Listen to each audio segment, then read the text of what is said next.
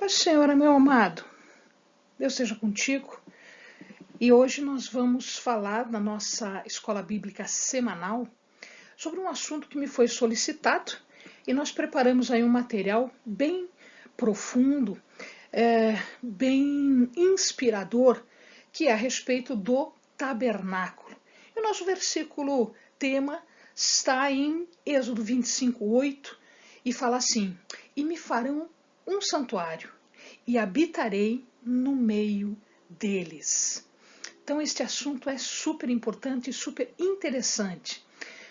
Pega a sua Bíblia, nós vamos ter vários versículos que nós vamos estudar, que nós vamos interpretar e nós vamos aplicar neste assunto. Pega o seu caderno, pega lápis, pega caneta, enfim, se prepara, porque nós vamos tratar agora do tabernáculo. Amém, amados? Então vamos lá. Queridos, existe uma razão muito forte para que o tabernáculo tenha sido feito, tenha sido indicado por Deus. Deus determinou que o tabernáculo fosse feito. E a razão disso está em Êxodo 25:8. Deus queria habitar no meio do povo. Então, o local do tabernáculo era um local de santuário, era um local onde Deus habitaria no meio do seu povo. E isso o amado pode entender vendo esta imagem aqui, que é um desenho, na verdade, que representaria o tabernáculo construído no deserto. Então, o que nós vemos aqui é o tabernáculo, né? Na verdade, aqui é o pátio externo, o tabernáculo propriamente dito é esta parte central, aqui, esse retângulo central, e ele tinha várias peças que nós vamos estudar uma por uma. Este tabernáculo, ele ficava exatamente no meio do arraial, no meio do povo. Isto é, nós vamos observar que de todos os lados nós temos as tribos colocadas. Então, as suas barracas, as suas tendas estavam colocadas em volta do tabernáculo. E se o amado observa, aqui nós temos a tenda de Arão e aqui a tenda de Moisés, exatamente aqui na frente, porque esta é a entrada, este é o portão de entrada do tabernáculo. Deus, então, ele pediu para que se construísse isso, por um lado, para que ele pudesse habitar no meio do povo e também para que o povo pudesse se aproximar de Deus. Então, até esse momento, somente Moisés tinha uma tenda, não esta onde ele habitava, mas ele armava uma outra tenda e ele ficava, então, em comunhão, em comunicação com Deus. Então, ele ficava na presença de Deus o tempo todo, praticamente. E aí, o que acontece é que Deus não queria apenas uma pessoa, né, em contato com ele, aproximada com ele, mas ele queria o seu povo, ele queria estar no meio do seu povo. Então, aqui nós vamos ter a razão pela qual a construção foi realizada. E uma outra questão muito importante é que o tabernáculo ele vai servir para nós de simbologia. Então, nós temos uma coisa que a gente chama de tipos. Cada peça do tabernáculo, o tabernáculo em si, e cada peça dele, cada véu, cada cortina, cada pilar, cada coluna, tudo isso ele tem um reflexo, ele tem uma simbologia em relação a Jesus. Então, quando Jesus veio, ele vem cumprir, inclusive, a função de muitas das peças que estavam colocadas aqui no tabernáculo. Vamos ver mais de perto isso, como é que funciona? Muito bem, então vamos ver a quem cabia o quê? Na verdade, toda a responsabilidade em relação ao tabernáculo era dos levitas. Os levitas eram os responsáveis por toda a movimentação, por todo o transporte. Então, eles montavam, eles desmontavam, eles transportavam e, uma vez montado o tabernáculo, eles também faziam o serviço interno, o serviço do tabernáculo, como nós vamos ver daqui a pouquinho. Ora, os levitas eram, portanto, era a tribo, portanto, separada pelo Senhor para fazer somente esse trabalho. Esse era o trabalho dos levitas, eles não tinham mais nenhum outro trabalho. Então a responsabilidade era deles, eles estavam separados para este trabalho. E a separação era muito importante, porque não poderia haver nenhum tipo de contaminação. Era necessário seguir regras rígidas de santificação, de separação. E era isso que eles faziam. A tribo dos levitas tinham 3 famílias que faziam serviços específicos em relação ao tabernáculo. Por exemplo, os coatitas eram os responsáveis por desmontar toda a estrutura. Eram eles que desmontavam toda a estrutura. E eles tinham a obrigação de carregar a mobília. Nós vamos ver quais eram estas peças de mobília, o que elas significavam. Então, os coatitas tinham essa função. Os gersonitas cuidavam de toda a tapeçaria, ou seja, de tudo que diz respeito aos véus, as cortinas, tudo que diga respeito aos tecidos era de responsabilidade dos gersonitas. Os meraritas, eles cuidavam aqui das travessas que depois mantinham a estrutura de pé, as colunas, as bases, os pinos e as cordas, ou seja, tudo que se refere à estrutura como um todo era de obrigação deles. Eles deviam deixar isso funcionando, não tinha que ter nenhum estrago, nenhum problema. Então eles carregavam isso tudo e depois para a montagem no local definitivo, no próximo local onde eles deveriam montar. Aqui você está vendo, amado, o tabernáculo em suas estruturas. Nós vamos falar de cada uma destas estruturas. Então, o que é importante que você saiba agora é o seguinte: aqui fica o leste, é onde o sol nasce. Portanto, a porta fica nesta direção. Então, no leste, né, onde o sol nasce, onde o sol começa a aparecer, nós temos a porta do tabernáculo. Em verdade, a gente entra no átrio primeiro, né? E aqui no átrio nós vamos encontrar, ele está todo delimitado pelas cortinas, a gente vai ver daqui a pouquinho, todo delimitado pelas cortinas, ou seja, existe uma separação entre o tabernáculo e o restante do arraial. Já no início, nós vamos encontrar o altar do holocausto. Ele ficava de frente para o portão, não tinha como entrar sem se deparar com o altar do holocausto, sem passar pelo altar do holocausto. Entre o altar do holocausto e o resto do tabernáculo, o tabernáculo propriamente dito, nós vamos encontrar a pia. Então existe aqui a bacia de bronze ou a pia, que continha água para as purificações, as lavagens, a limpeza, a santificação. Bom, logo em seguida ficava o tabernáculo, era uma outra estrutura que estava por dentro desse pátio, por dentro do que a gente chama de átrio.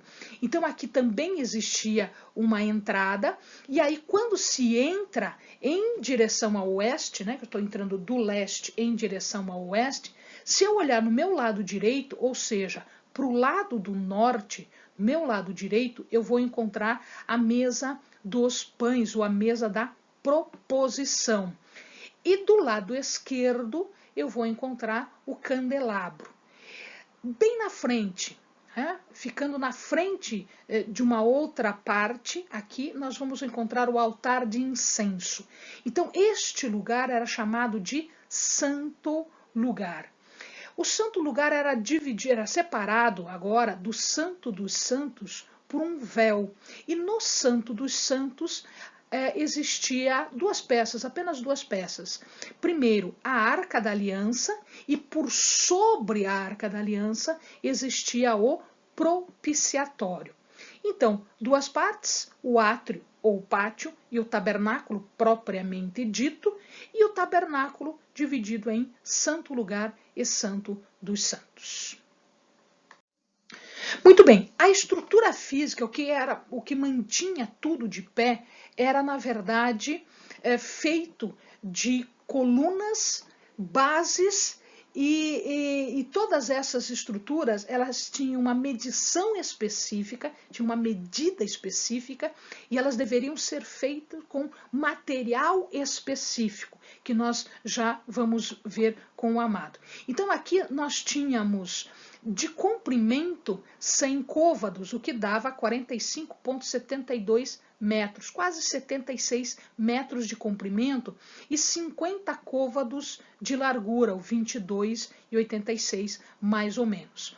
Isso era delimitado por colunas e bases que eram feitas de madeira de acácia, a gente vai ver, revestidas de bronze. E toda essa parte aqui, tudo isso daqui, ela era delimitada, havia, portanto, uma cortina, né, que fechava toda essa estrutura aqui. Ela delimitava a estrutura e separava essa estrutura do resto do arraial. Por dentro, então, nós vamos encontrar o tabernáculo, aqui dentro, o tabernáculo, que era feito de 20 tábuas de acácia e 40 bases de prata. Então, aqui fora era bronze e aqui dentro era prata. E as tábuas eram revestidas de ouro. Para segurar estas tábuas de pé, para que elas pudessem ficar de pé, eles fizeram então 5 travessões de cada lado. Então tinha 5 travessões aqui, 5 travessões aqui e 5 travessões aqui. Um dos travessões passava, então a tábua de pé, um travessão passava no meio, né, ele ligava todas as tábuas, e daí tinha 2 travessões para cima e 2 travessões para baixo. Isso firmava toda a estrutura, porque a tábua estava segura por baixo nas bases de prata. E aqui, então, isso era revestido com cortinas. Tudo isso daqui era fechado com cortinas. No meio existiam 4 colunas, também revestidas de ouro, e aqui um véu que fechava, separando o santo lugar do santo dos santos, ou do santíssimo lugar. Então essa era uma estrutura física, era feita desta maneira. Portanto, era possível rapidamente armar e desarmar essa estrutura toda. Muito bem, então vamos iniciar falando do átrio. Tudo que eu vou falar aqui, amados, eu não vou ler especificamente o texto, porque senão a gente vai demorar muito. O amado depois anota aí e o amado depois para e lê com calma toda a descrição. Então, o átrio, ele tinha 100 côvados, como nós já falamos, 45,72 metros de comprimento e 22 de largura, ou seja, 55 côvados. E as tábuas eram feitas, as colunas eram feitas, os 5 côvados, eram colunas e não tábuas, colunas aqui, 5 côvados, o que dava mais ou menos 2 metros e 20, ou seja, ele cobria e praticamente a gente não enxergava, a gente não enxergava o que estava acontecendo no seu interior. Ele separava, ele fazia a separação do santo e do profano, ou seja, do arraial em relação ao tabernáculo. Eram 20 colunas feitas de acácia revestidas e 20 bases de cada lado e 10 no fundo. Então 10 bases no fundo com 10 colunas, tá? Feitas em bronze. Toda vez que o amado ouvir que existe bronze na confecção de alguma coisa, ele está se referindo a julgamento. Então, para que se entrasse nesse lugar que era separado, tinha que haver um julgamento. Você já vai entender por que isso acontece, tá? Então, o lugar santo, aí o lugar sagrado, o lugar separado, ele era circundado, portanto, por essas colunas fundadas nestas bases e feitas em bronze, que significa julgamento. Em volta dessas colunas, fechando tudo, eram feitas ou foram feitas cortinas brancas confeccionadas de linho fino torcido. Então isso fechava, não dava para enxergar o que estava por dentro, ele era alto, suficiente para separar o local. O linho fino torcido, linho fino, quer dizer perfeição e santidade. Portanto, era um lugar sagrado, era um lugar santo que não poderia se entrar de qualquer jeito, a não ser por esse julgamento representado pelo bronze.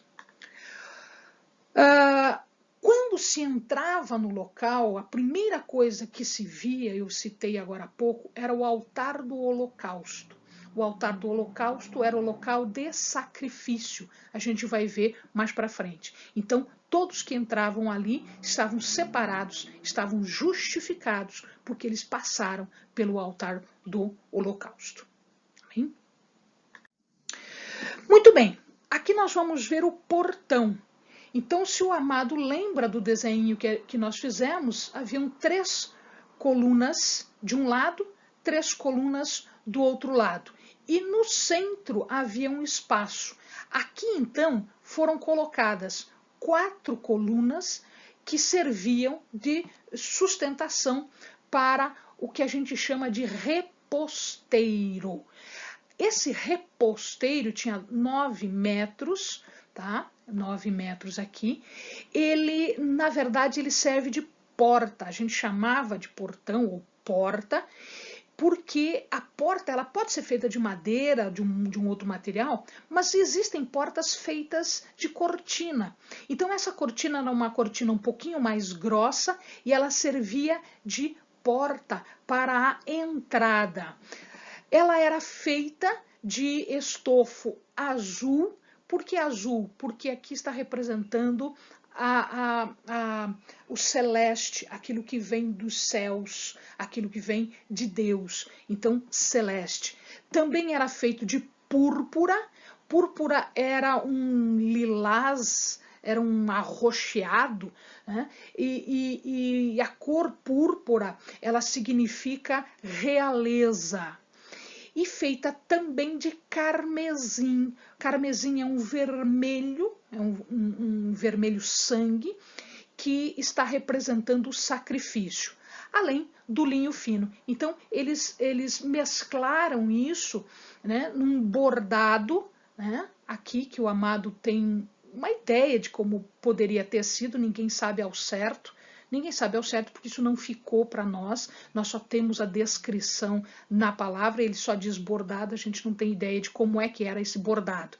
Então aqui o artista fez um bordado que ele achou que eventualmente poderia ser, né, feito então de azul, púrpura, carmesim e linho fino, significando o que era divino, o que era celeste, o que era real, realeza, né, de Deus rei, o carmesim que significava o sacrifício e o linho branco, a perfeição e a santidade. Essas 4 colunas eram posicionadas em 4 bases de bronze. Bronze nós já vimos que é julgamento.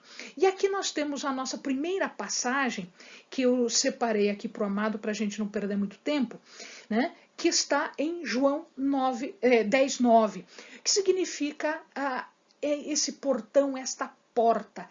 Eu estava entrando no tabernáculo. Então veja que coisa interessante. Esta porta, ela significa, ela nos remete a Jesus. João 10:9 diz assim: eu sou a porta. Se alguém entrar por mim, salvar-se-á, e entrará e sairá, e achará pastagens. Então, aqui, a porta era, na verdade, uma figura, ele estava figurativamente falando de Cristo. Então, é a nossa primeira simbologia, o nosso primeiro tipo.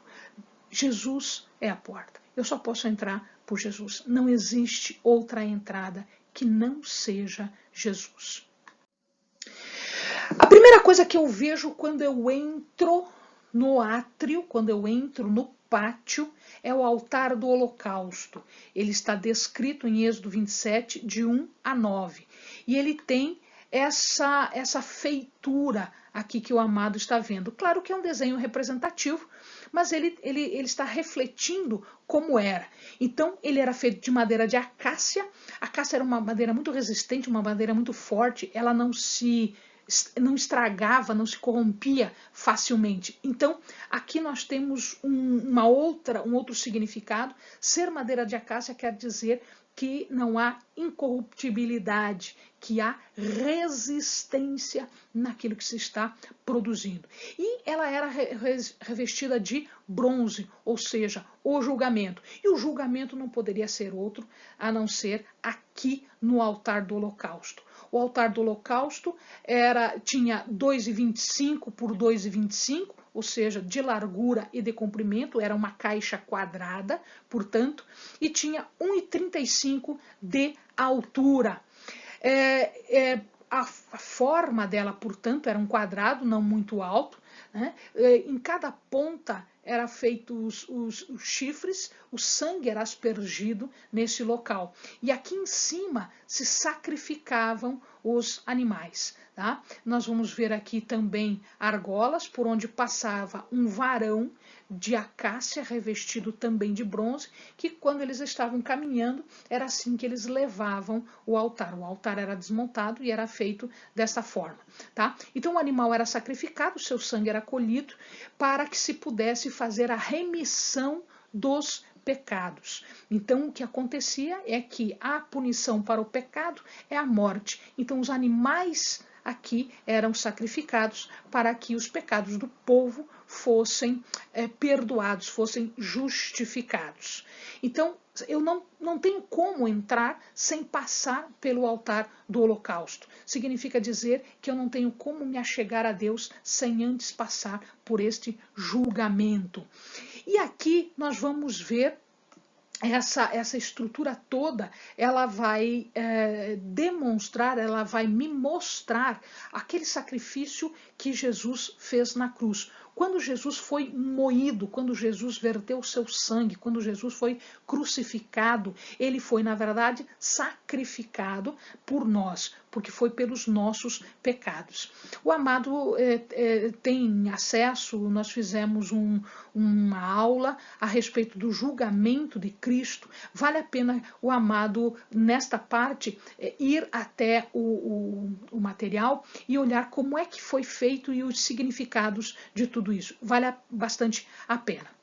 Então eu tenho aqui para comprovar João 1:29.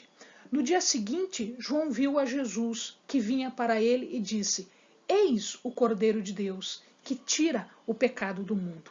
E de fato, Jesus foi morto, o seu sangue foi vertido, ele foi crucificado, ele morreu por nós e na cruz ele diz: está consumado, e entrega o seu espírito a Deus. Então, aqui o altar de bronze é a figura, também é a figura do Jesus Cristo, ou de Jesus Cristo, que haveria de vir e que haveria de morrer pelos nossos pecados. Aquele que foi moído, pisado e que pela sua morte nos trouxe a salvação. Existe também uma outra passagem em Hebreus que explica isso muito detalhadamente. Eu vou ler para o Amados, Hebreus 9, do 12 ao 14. Nem por sangue de bodes e bezerro, mas por seu próprio sangue, entrou uma vez no santuário, havendo efetuado uma eterna redenção. Porque se o sangue dos touros e bodes e a cinza de uma novilha espargida sobre os imundos os santifica, quanto à purificação da carne, quanto mais o sangue de Cristo, que pelo Espírito Eterno se ofereceu a si mesmo, imaculado a Deus, purificará as nossas consciências das obras mortas para servirdes ao Deus vivo. Então aqui, em Hebreus, nós estamos vendo a explicação daquilo que Jesus fez no Calvário, na cruz do Calvário, e que foi exatamente este ritual, que era um ritual de purificação, de justificação dos pecados.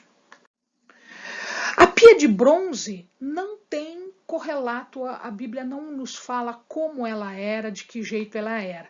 Nós sabemos que ela foi feita pelos espelhos de bronze ofertados pelas mulheres. E aqui os sacerdotes, os levitas, se lavavam, faziam toda a limpeza ritual sacrificial. Depois, com o tempo, quando o templo foi feito, eles não usavam mais uma piscina, né, uma pia, perdão, de bronze, eles usavam piscinas. Então, aí as pessoas se lavavam de corpo inteiro, elas entravam na piscina para fazer o ritual de purificação, né, o ritual passando pelas águas. Isso significa que depois de haver o ritual da justificação dos pecados, se passa mais um ritual que é o de purificação pelas águas. Só então e só então é que nós vamos pensar em entrar no santo lugar. Aqui nós temos uma passagem em João 4, 13 e 14. Então diz assim: Jesus respondeu e disse-lhes: qualquer que beber desta água tornará a ter sede, mas aquele que beber da água que eu lhe der nunca terá sede, porque a água que eu lhe der se fará nele uma fonte de água que salte para a vida eterna. Ou seja, Jesus é a nossa água, a nossa fonte de água. E em Efésios, ele tem mais uma complementação desta ideia.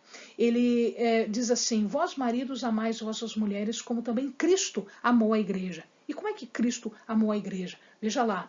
E a si mesmo se entregou por ela, para santificar, purificando-a com a lavagem da água pela palavra, para apresentar a si mesmo igreja gloriosa, sem mácula, sem ruga, nem coisa semelhante, mas santa e irrepreensível. Então aqui havia um ritual de lavagem, ou seja, pela palavra, diz em Efésios 5, 26. Tá? Então, pelo ritual de lavagem, pela passagem, pelas águas, pela palavra.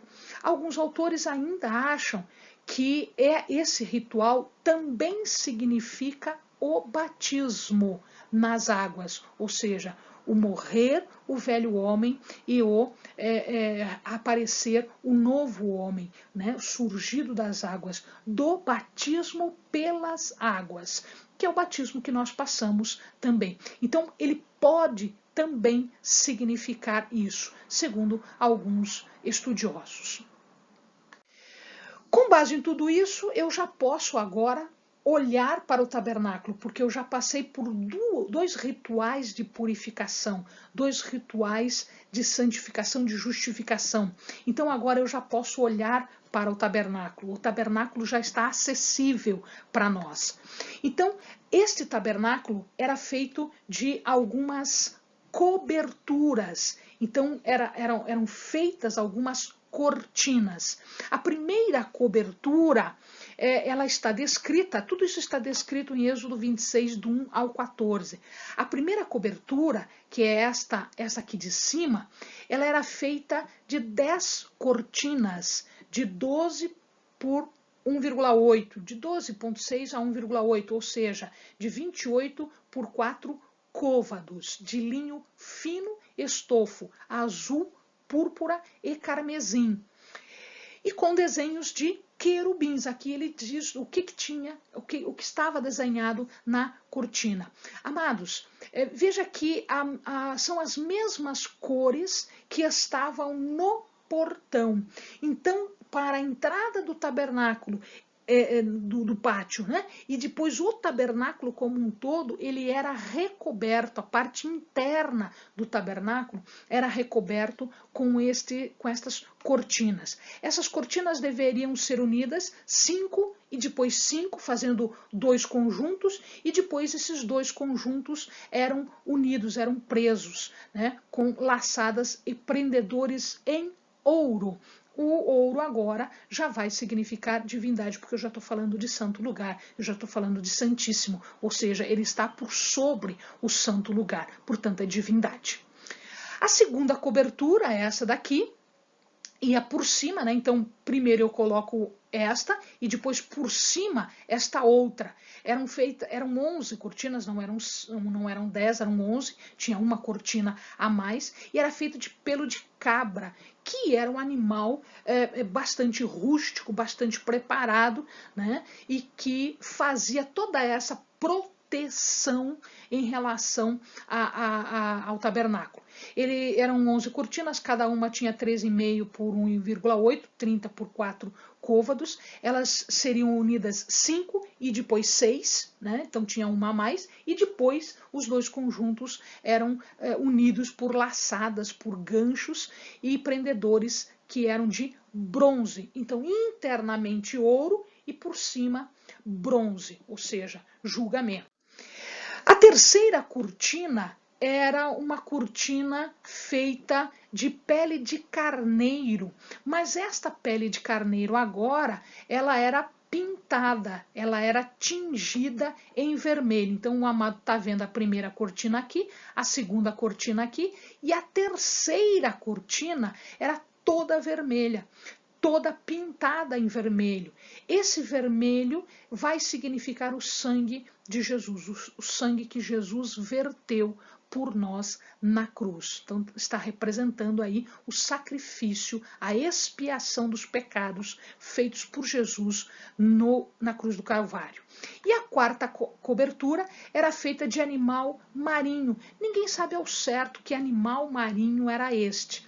Alguns dizem foca, alguns dizem golfinho, outros dizem, enfim, alguns outros animais. Ninguém sabe ao certo, a Bíblia não fala e, por óbvio, não ficou para nós registrado o pedaço dessa cortina.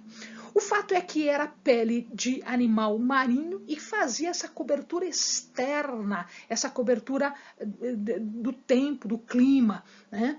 E, na verdade, se a gente for observar, né, se a gente for observar aqui as cortinas mais internas, elas eram mais bonitas. Essa cortina externa era uma cortina sem graça, era uma cortina feia. Então, esta cobertura significava aqui a humanidade de Jesus, ou seja, eu não tenho nada a ressaltar, é um homem que nasceu, é um homem que é igual a todos os outros homens na aparência.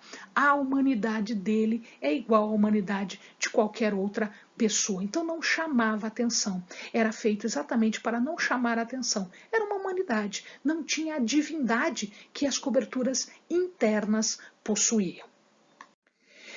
Bom, o tabernáculo, então, em si, ele tinha essa estrutura aqui que a gente já tinha visto, né? São as tábuas em cima de algumas bases, tá? E essas tábuas eram revestidas em ouro e haviam aí alguns travessões. No centro, no meio, entre o Santo dos Santos e o Santo Lugar e o Santo dos Santos, né? O Santo Lugar aqui e o Santíssimo ou o Santo dos Santos aqui desse lado, havia um véu. Havia também uma outra separação. Ele era feito de estofo azul, púrpura, carmesim, linho fino, com desenhos de querubim. Então, nós já sabemos, nós já temos ideia do que significa o azul, a púrpura, o carmesim, o linho fino e os querubins, os anjos do Senhor. Tá?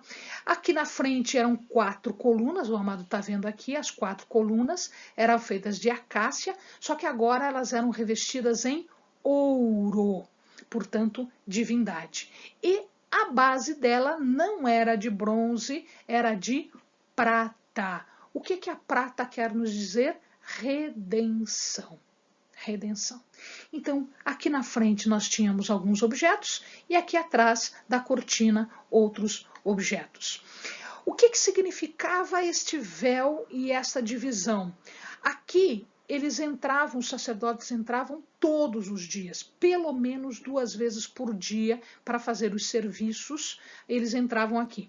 Neste lugar, ele só poderia entrar, o sumo sacerdote só poderia entrar uma vez por ano no dia da expiação, no dia do perdão, para ministrar na presença de Deus. Era aqui que a presença de Deus ficava. No propiciatório a gente já vai ver, tá? Este véu, não este especificamente, mas o véu que faz a separação, o véu que estava no templo, e foi este que se rompeu quando Jesus morreu. Nós já vamos ver mais para frente. Então ele se rompe de alto a baixo no momento em que Jesus morreu, dizendo o quê? Que não existe mais separação. Então eu posso me achegar agora em Jesus Cristo, eu posso me achegar na presença de Deus. Muito bem.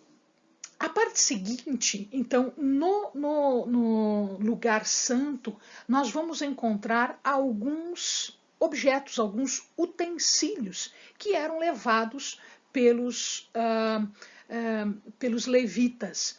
O primeiro deles é o candelabro. Quando você entrava no lugar santo, você olhava à tua esquerda, você encontrava o candelabro. Ele era feito de ouro puro batido, uma só peça, então não eram pedaços unidos. Ele foi feito por obra de artista, uma só peça de ouro puro batido. Ele tinha uma haste central, o amado está vendo, ele vai até aqui em cima, e depois 3 braços de cada lado. E de pedaço em pedaço haviam então adornos. Tudo isso era feito de uma peça única, não era colado nada. Era tudo batido, tudo feito de uma peça única, em forma de cálices de amêndoas. Tá?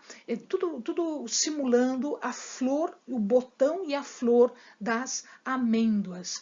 E se o amado observa, no finalzinho, alguns cálices, né? Na verdade, são 6 de um lado, 3 de um lado, 3 do outro, formando 6 braços, e a peça central formando 7 lâmpadas. Estas lâmpadas eram abastecidas com óleo puro e elas ficavam queimando.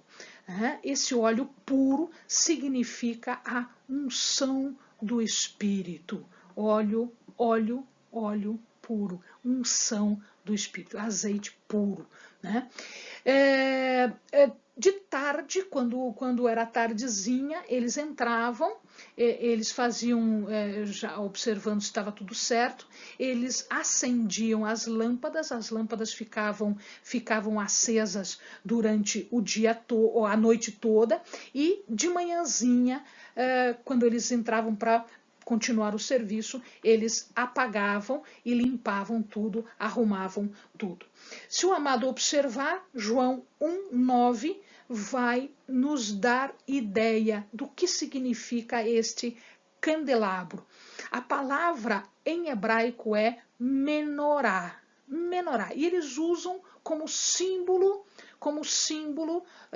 do judaísmo ainda o menorá. Até hoje ele é utilizado como símbolo. Em João 1:9 está escrito aqui assim: ali estava a luz verdadeira que ilumina a todo o homem que vem ao mundo. E 9:5, João ainda, diz Jesus: enquanto estou no mundo, sou a luz do mundo. Ou seja, este candelabro era Jesus. Ele significa a luz verdadeira, a luz que alumia os nossos caminhos, que dá segurança e certeza para os nossos passos. Então, o próprio Jesus estava representado aqui, como luz verdadeira. Uma outra peça, agora se você olhar para o teu lado direito, então do lado esquerdo estava o menorá, então entrando no lugar santo. Do lado direito, quando você olhava para o lado direito, havia a mesa da proposição ou dos pães, né?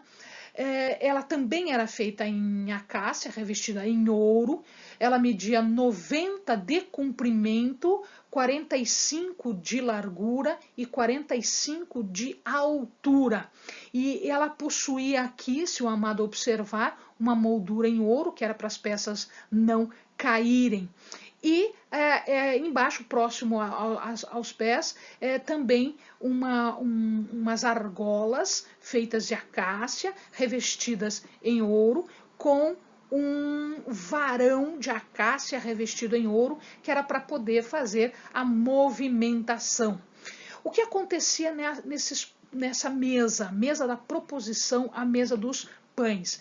Eram colocados aqui todo sábado, eram colocados 12 pães, um para cada tribo.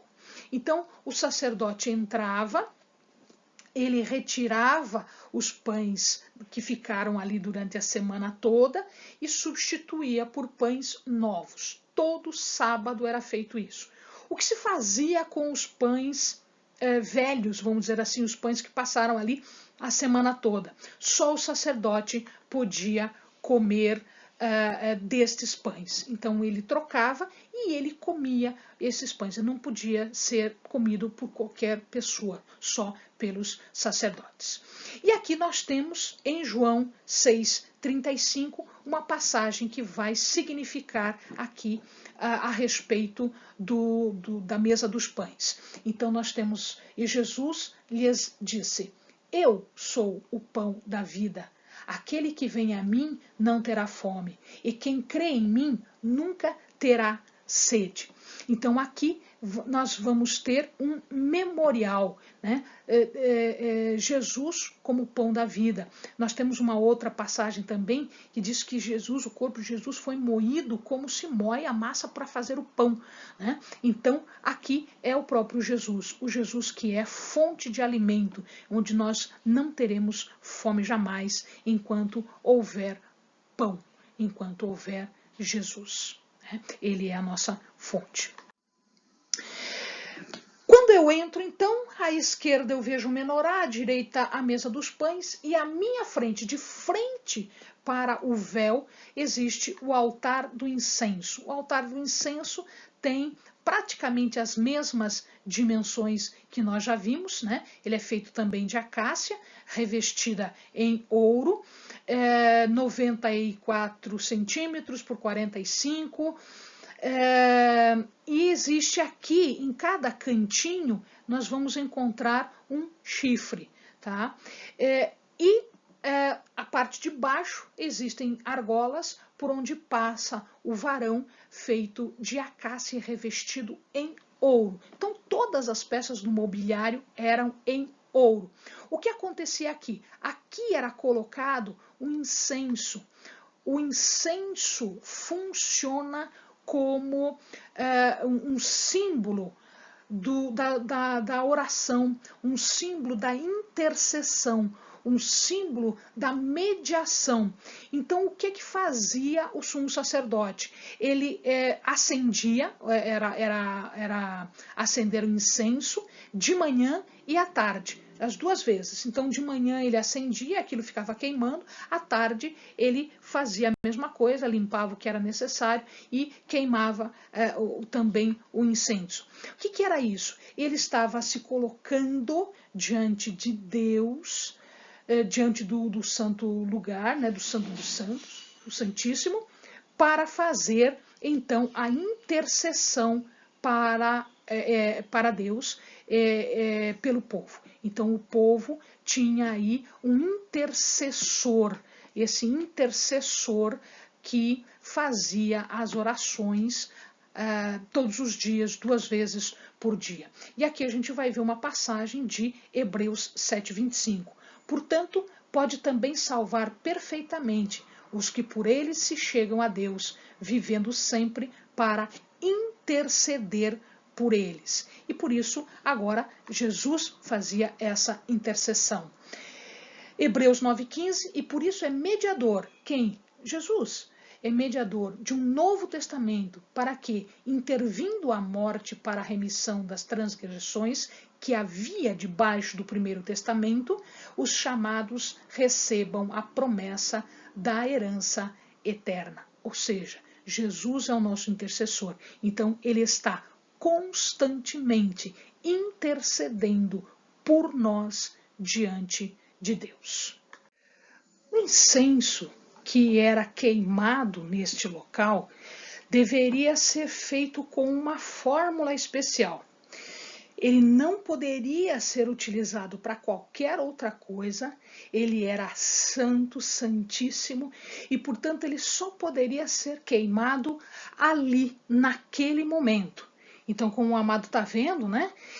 Aqui o sumo sacerdote está fazendo a queima do incenso. Se você observar aqui, o véu está aberto aqui, mas na verdade deveria estar fechado, né? O Santíssimo, né? O Santo dos Santos para cá, e o Santo Lugar aqui. À esquerda do sacerdote o menorá, à direita a mesa dos pães e à sua frente a do incenso. Neste lugar, portanto, o incenso que deveria ser feito de estoraque, que era uma resina comum da Arábia, era muito encontrada na Arábia, e ele faz um fumacê, ele faz muita fumaça mesmo.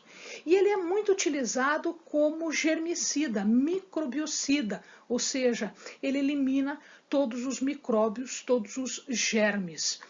Eles usavam também a ônica, que não se sabe ao certo, mas se imagina que vinha de uma concha marinha e que tinha um aroma, um odor muito forte, muito abundante, que enchia o local com este aroma.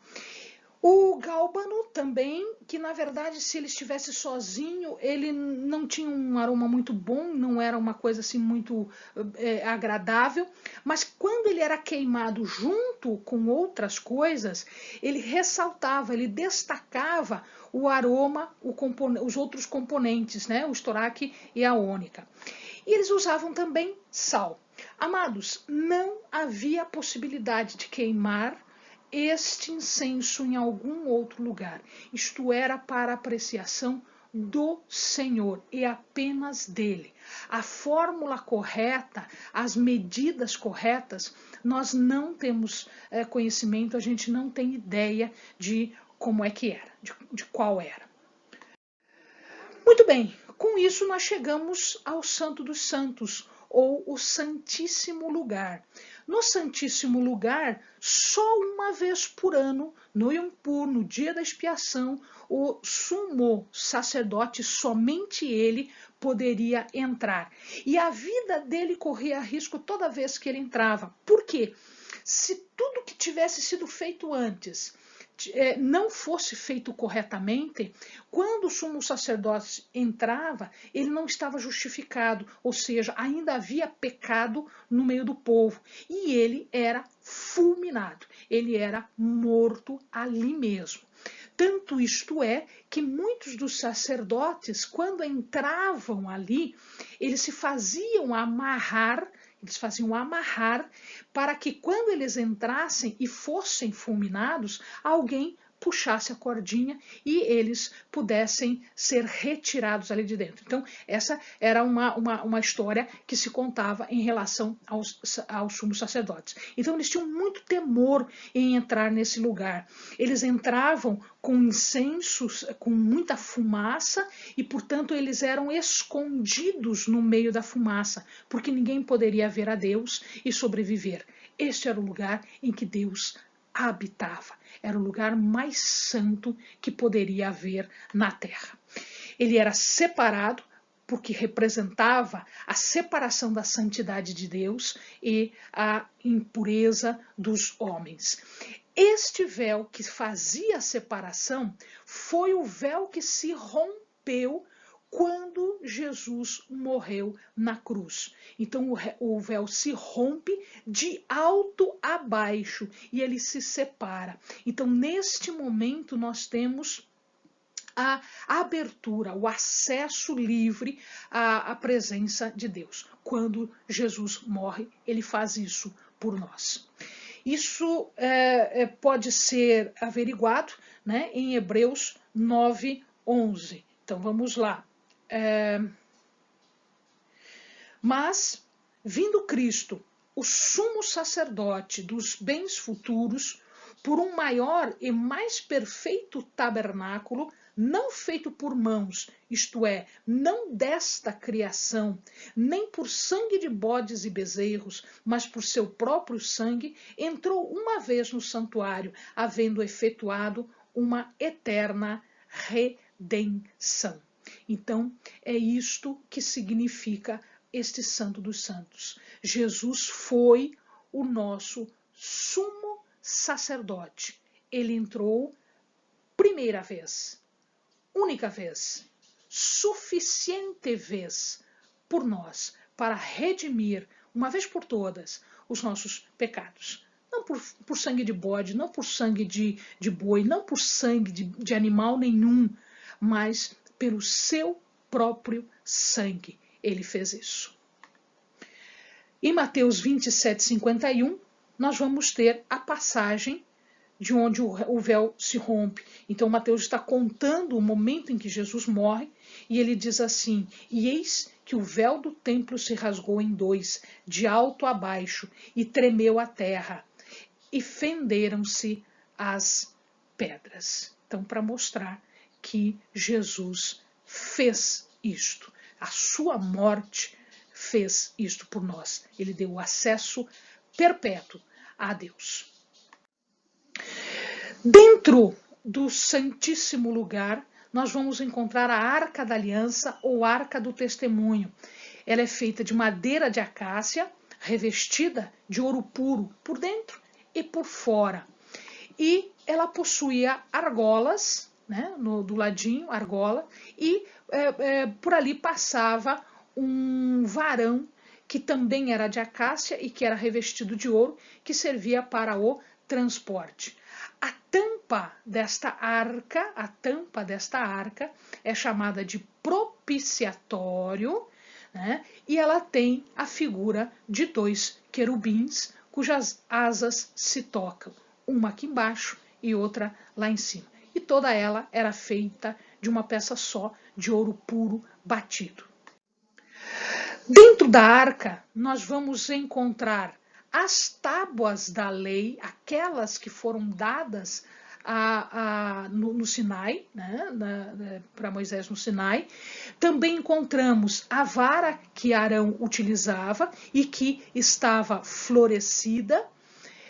Os amados lembram da passagem. E também uma cumbuquinha, um recipiente com um pouquinho de maná, que milagrosamente não estragava, né? Então isso tudo ficava dentro da arca da aliança. E aqui, amado, eu estou colocando de novo para o amado esse desenho representativo da estrutura toda do tabernáculo, que não era só um local onde Deus se reunia com o seu povo, não é só um local onde Deus habitava, mas era também um local que serviria de ensinamento, trazendo os símbolos de Jesus. Esse tabernáculo foi montado e desmontado desde esta época de Moisés, por toda a peregrinação no deserto, e depois ainda por um tempo depois que o povo entrou na Terra Santa, antes de se estabelecer o templo feito por Salomão, era nesses lugares que o povo adorava, o povo servia ao Senhor. Então aqui nós vamos observar de novo, para o amado lembrar, a porta que é Jesus. Ninguém vai ao Pai senão por Jesus. O altar do holocausto, o sacrifício que ele fez por nós na cruz do Calvário, o sangue derramado por ele pelos nossos pecados, para o perdão dos nossos pecados, a pia de bronze, a pia de lavagem, a purificação, a santificação pela palavra do Senhor, ou então, se você prefere também entender como o batismo, né? O descer nas águas, o lavar-se, o purificar-se, para então entrar em comunhão com Deus nos lugares santos e santíssimos. No santo lugar, o candelabro que representa a luz verdadeira que é Jesus. Então, Jesus representado aqui como luz verdadeira que alumia os nossos passos, que alumia o nosso andar. A mesa dos pães, a mesa da da proposição onde os pães eram colocados, lembrando que Jesus é o pão da vida, que Jesus nos dá sustento e nos dá alimentação. Só por Ele nós subsistimos e nós existimos e somos alimentados. De frente para o Santo dos Santos, nós temos o altar do incenso, onde Jesus é o nosso mediador, é o nosso intercessor, dia e noite, né? Perante a face do Senhor, intercedendo por nós, mediando por nós. Ele, como sumo sacerdote que entra na presença de Deus, o propiciatório é o local onde Deus habita, e ele está por sobre a arca da aliança, que era a aliança antiga.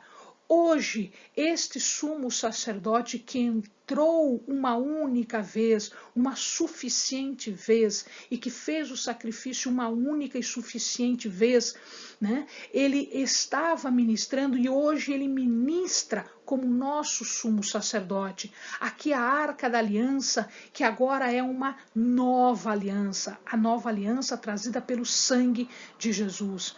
Aqui, meu amado, dentro da arca, nós vamos encontrar as leis, os mandamentos, aquilo que nós devemos seguir como medida, como regra das nossas vidas, do nosso comportamento correto.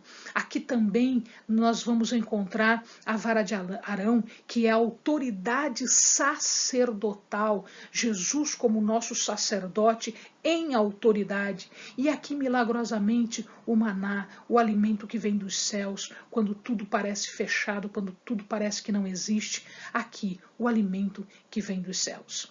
Então, o tabernáculo era Jesus. Era a forma que Deus encontrou de ensinar o seu povo aquilo que haveria de vir, uma nova aliança. Esta representação de uma aliança antiga, velha, que foi cumprida em todas as suas partes pela nova aliança vinda por Jesus. Amém, amado? Que o amado possa se aprofundar mais, fazendo as leituras que nós recomendamos durante todo o estudo, e que o Espírito Santo esteja falando poderosamente ao seu coração, dando a certeza desta nova aliança, desta nossa salvação, desta nossa vida em glória com Deus. Amém, meu querido. Bons estudos.